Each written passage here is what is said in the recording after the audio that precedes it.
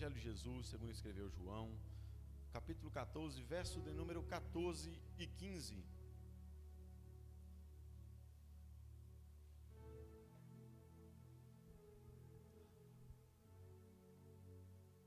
Glória a Jesus.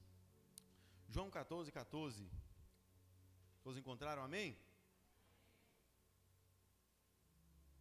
Diz assim a palavra do Senhor: se pedirdes alguma coisa em meu nome, eu farei. Ponto. Verso 15: se me amais, guardai os meus mandamentos. Amém?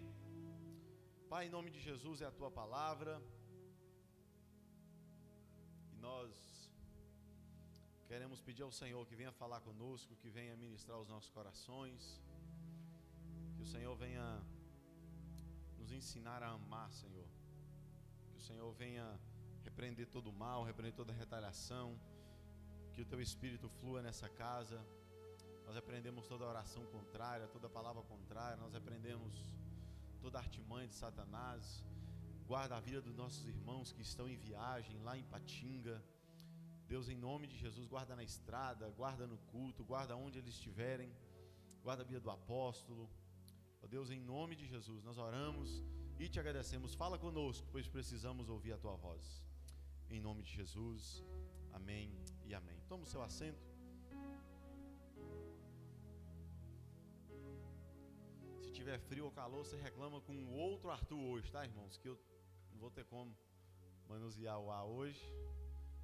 Glória ao Senhor. Eu quero compartilhar uma palavra que o título é: o amor ao Senhor é o que nos torna íntimos.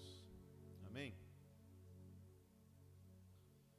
Nós vamos ver nesse capítulo de número 14, Jesus, ele encoraja os discípulos, ele fala que ele é o caminho, a verdade e a vida. Ele diz: olha, não se turbe o vosso coração, credes em Deus, também em mim. Na casa de meu Pai há muitas moradas. Jesus, ele se revela dizendo: como eu sou o caminho, a verdade e a vida. Ninguém vem ao Pai senão por mim.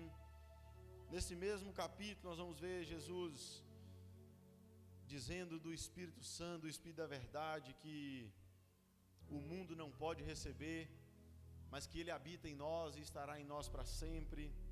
Nós vamos ver Jesus falando que ele nos deixa a paz.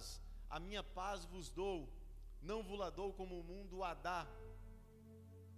E o engraçado é que a paz, talvez nós oramos pedindo a Deus paz, e paz é algo que Deus já nos deu. A gente ora pedindo, Deus já falou assim: eu deixo-vos a paz, já está aí. O negócio é que às vezes a gente busca a paz no lugar errado, na pessoa errada, da forma errada. Então a paz que excede todo entendimento, ela já está disponível para cada um de nós. E não é uma paz como o mundo a dá. É uma paz que excede todo e qualquer entendimento. É uma paz que, ainda que estejamos em tribulação, em dias difíceis, tem algo no nosso interior que aquieta a nossa alma e nos faz passar o deserto de cabeça erguida. Uma tranquilidade que talvez quem não tem o Senhor não vai compreender nunca. Mas se você tem Jesus, se você tem essa paz no seu coração, fique tranquilo. Muitos queriam tê-la, queriam comprá-la, queriam talvez dar a fortuna que tem e não podem, porque ainda não conheceram ao Senhor. E nós conhecemos ao Senhor, então nós temos esse privilégio e essa honra de ter essa paz, que não tem dinheiro no mundo que compre, não tem oferta que pague. Amém?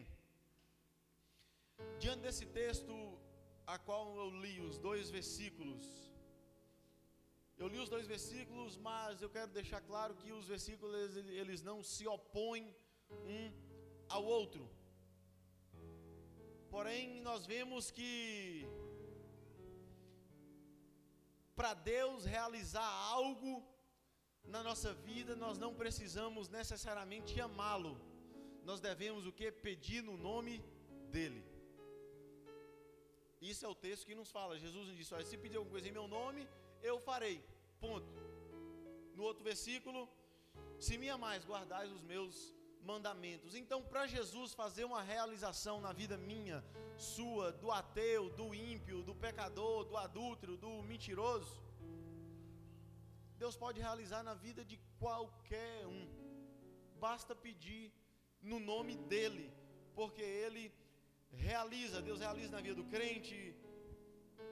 Nós vamos ver na própria Bíblia quantas pessoas que Jesus curou, e nem por isso essas pessoas estavam obedecendo a Deus. Elas estavam atrás de Jesus, buscando o benefício de Jesus, a cura, o milagre, a libertação, a transformação, e receberam o favor de Deus. Mas o grande problema é que desde a época de Jesus, e nós vamos ver isso, a prova é que a maioria daqueles que viram Jesus operando grandes milagres eram os mesmos que estavam dizendo: crucifica-o. Porque essas pessoas eram baseadas naquilo que Jesus realizava, não porque elas amavam a Deus. E quantos de nós, desde a época de Jesus até hoje, baseamos a nossa vida apenas nas realizações, apenas nos feitos de Deus, apenas nos benefícios de Deus, sem querer o próprio Deus? Isso vem desde a época de Jesus. E às vezes isso traz um conforto para essa geração, porque elas dizem assim: se Deus está fazendo na minha vida, sem eu ter um verdadeiro compromisso com Deus, por quê que eu deveria obedecê-lo? Por que eu deveria honrá-lo? Se Deus está respondendo minhas orações, já é suficiente.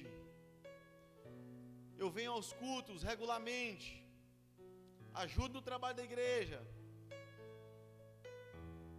já está bom demais.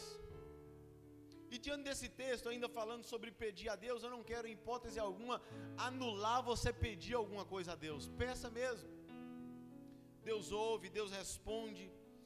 Peça com sabedoria, porque a Bíblia fala: pedis e não recebeste, porque pediste mal. Então peça com sabedoria, Deus ouve, Deus responde. Mas infelizmente tem gente que tem essa mentalidade que, se Deus fez, sem eu ter que obedecê-lo, sem eu ter que viver a sua vontade, sem eu ter que renunciar a algumas coisas, sem eu ter que abrir mão de uma vida torta, por que eu deveria obedecer a Deus? Se você tem essa mentalidade, eu vou te responder. Pois bem, o realizar de Deus na minha e na sua vida não nos garante intimidade com Ele, muito menos vida eterna. O realizar de Deus na minha e na sua vida não nos garante intimidade com Deus, muito menos garantia de vida eterna.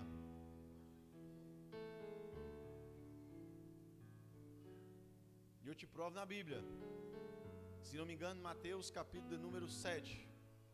Senhor, Senhor, em Teu nome não profetizamos, em Teu nome não curamos, em Teu nome não expulsamos demônio, em Teu nome não fizemos maravilhas. Jesus vai dizer o quê? Apartai-vos de mim, porque eu não vos conheço. Eram pessoas que realizavam em Deus, mas não eram íntimos do Senhor. E essa palavra, apartai-vos de mim, que eu não vos conheço, está relacionada à intimidade entre o marido e a mulher.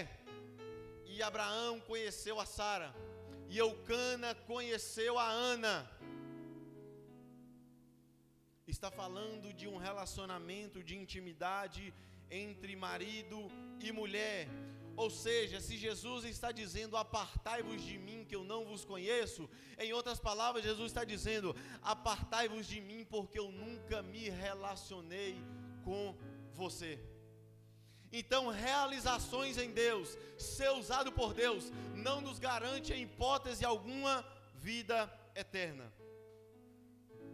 Mas a notícia é que naquele grande e terrível dia, Jesus tem um lugar reservado para os íntimos. Jesus tem um lugar reservado para os íntimos no dia em que a trombeta soar. Nós vamos ver em todo o decorrer da Bíblia, e Túlio falou aqui no início, que a Bíblia de Gênesis e Apocalipse fala de amor. E o versículo 15 está nos falando de amor. Se me amais, guardais os meus mandamentos. Nós vamos ver que a Bíblia fala que Deus é amor. Deus amou o mundo, que deu o seu Filho unigênito para que todo aquele que nele crê não pereça, mas tenha vida eterna. A Bíblia vai dizer lá em Romanos que Deus prova o seu amor para conosco, em que Cristo morreu por nós, sendo nós ainda pecadores. Ainda que eu falasse a língua dos anjos e não tivesse amor, de nada valeria. Eu seria como o sino que tine. Ou seja, apenas era algo oco. Se eu falar a língua dos anjos e não tiver amor, é algo vazio, não é algo completo.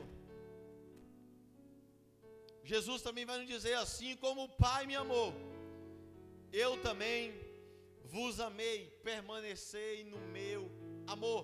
Nós vamos ver várias passagens bíblicas, Jesus nos falando de amor. Então, amor é um elo de Deus e a humanidade. E aqui eu quero falar um versículo, se não me engano é Romanos capítulo 8, versículo 28. O texto vai dizer assim: porque todas as coisas cooperam, contribuem para o bem daqueles que amam a Deus, que são chamados segundo o seu propósito. E o engraçado é que todo mundo usa esse versículo. Todo mundo quer se aproveitar desse versículo, como que se tudo que tivesse acontecendo em sua vida fosse a contribuição dos céus. Mas antes de usar esse versículo, na minha e na sua vida, nós vamos fazer uma pergunta, e a pergunta é: será que eu amo a Deus? Porque todas as coisas contribuem para o bem, são daqueles que amam, são para aqueles que amam a Deus, não é para todo mundo. Então, será que eu amo a Deus? Será que você ama a Deus? Será que o que está acontecendo na minha vida não é falta de amor a Deus? Porque veja só, a pessoa ela não obedece a Deus em nada. Ela vive uma vida de mentira, de engano, de pecado, sem firmeza em Deus. Aí o vento sopra e ela diz: não, mas tudo coopera para o bem daqueles que amam a Deus. Irmão, se você está nessa vida, não está cooperando nada está cooperando aí. Porque tudo contribui, são para aqueles que amam a Deus. Não é para todo mundo. Não é para todo mundo. Agora, tem uma ressalva: se a minha vida, se a sua vida está alinhada, está reta diante de Deus, descanse o seu coração, porque ainda que tudo pareça perdido, tudo está favorecendo para que o propósito de Deus se cumpra na minha e na sua vida.